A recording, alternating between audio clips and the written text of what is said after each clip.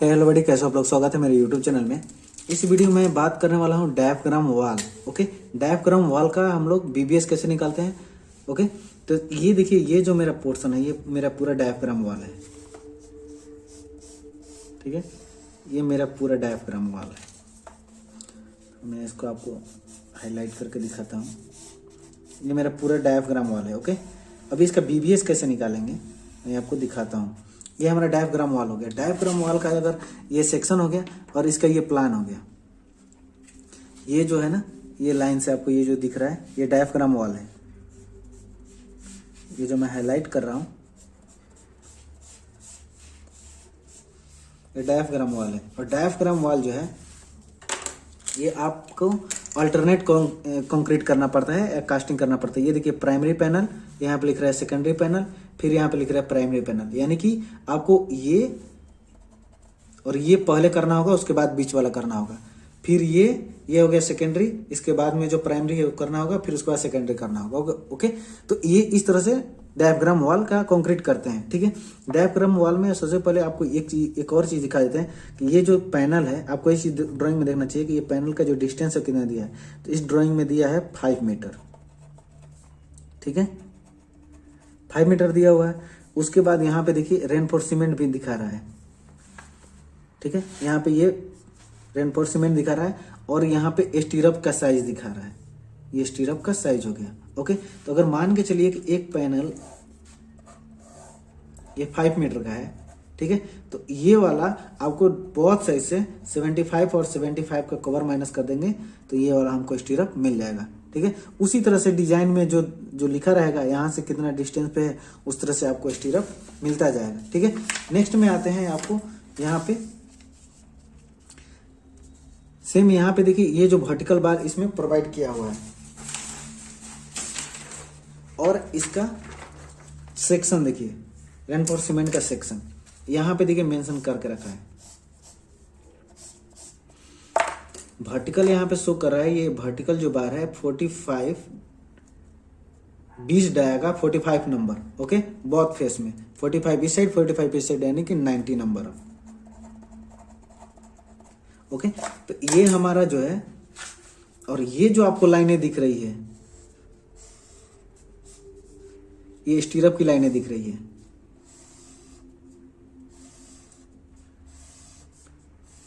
Okay, ये स्टीरअप यानी ये वाला स्टीरअप, ये स्टीरअप। ठीक है, ये हमारा फॉर्मेट है।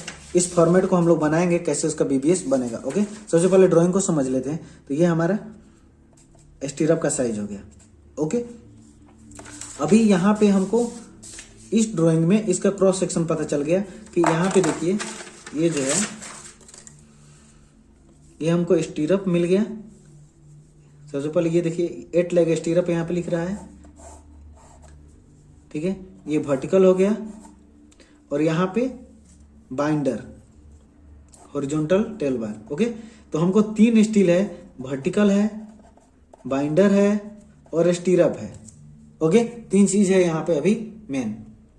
तो 3 चीज पे अभी बात करते हैं। यहाँ पे ये कंटिन्यूअस लाइन है, कंटिन्यूअस लाइन यहाँ पे शो कर रहा है। ठीक है, आते हैं यहाँ पे बीबीएस में। यहाँ पे इस ड्राइंग में एक चीज और देख लेते हैं कि इसका जो डेप्थ है 12 मीटर डेप्थ है। ओके, और इसका विड्थ है 600। ठीक है, और 5 मीटर का अपना पैनल है। वाइड ऑफ डी वॉल बोलता हूं मैं, डी वॉल 0.6 मीटर।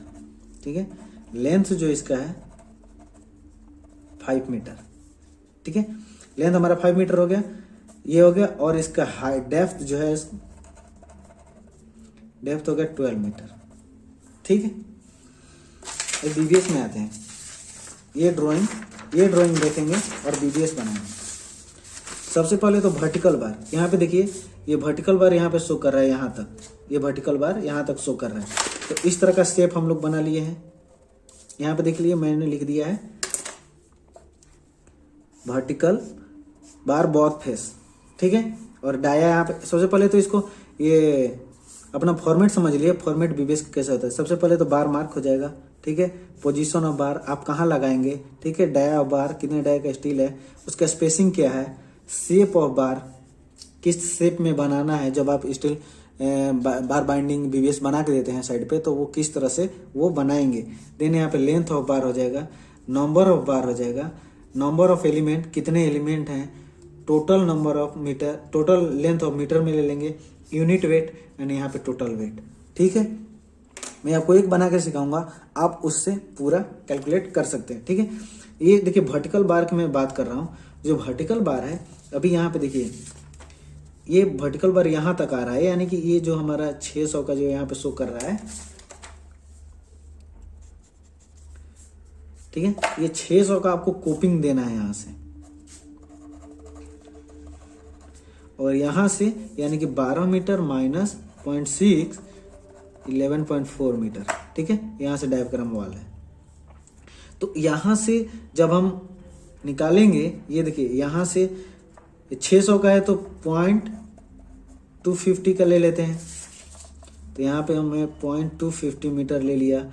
और जो हाइट है मेरा, ये मेरा पूरा हाफ तक आ रहा है, तो 0.6 और कितना माइनस कर देंगे, तो 11.4 आ रहा है, तो यहाँ पे मैं 11.4 ले लेता हूँ। ओके, तो 11.4 हो गया।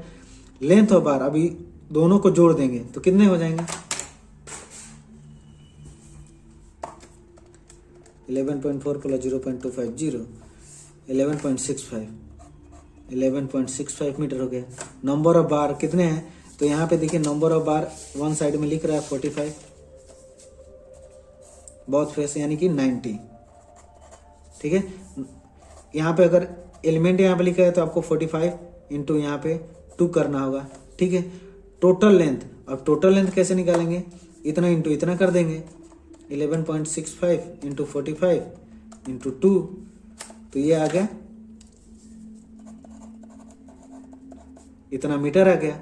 ठीक है, अब ये यूनिट वेट से इस मीटर में मैं मल्टीप्लाई कर देता हूँ, 1048.5 मल्टीप्लाई बाई 2.47, ये आ गया 2589 kg समथिंग। ओके, ये हमारा एक निकल गया। अभी इसी तरह से एक और मैं बाइंडर की बात करता हूँ। ये हमारा देखिए हॉरिजॉन्टल बार है, ठीक है, हॉरिजॉन्टल बार है। तो हॉरिजॉन्टल बार मेरा कितना था, 5 मीटर था।